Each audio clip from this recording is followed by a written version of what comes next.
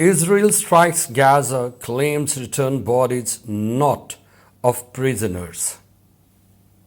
Jerusalem, Israel claimed on Saturday that 3 bodies it received from Gaza the night before were not prisoners held in the Palestinian territory, as a Hamas security source reported fresh strikes in the south.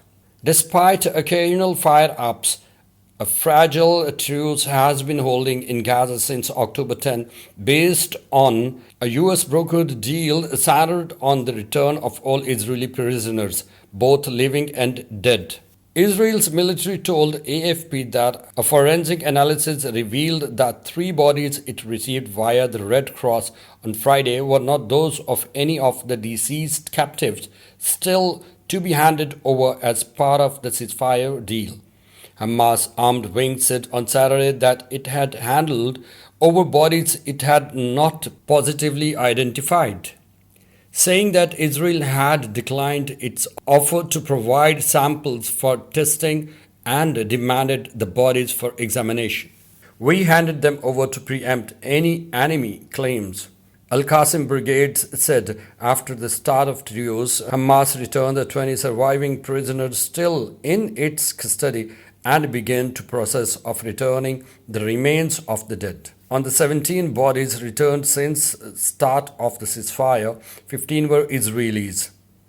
1 was Thai and 1 was Nepalese. Israel has accused Hamas of not returning the dead prisoners quickly enough, but the Palestinian group says it will take time to locate remains buried in Gaza's ruins. In its statement on Saturday, Al Qasim brigades call on mediators and the Red Cross to provide the necessary equipment and personnel to work on recovering all the bodies simultaneously. Hamas and Israel, meanwhile, have traded accusation of breaking the ceasefire.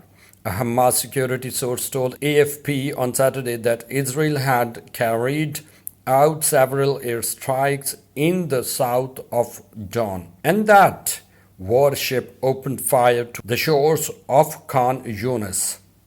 Earlier in the week, Israeli military launched its deadliest night of bombing since the truce after one of its soldiers was killed in South Gaza, with the Territory Civil Defense Agency reporting more than 100 people killed.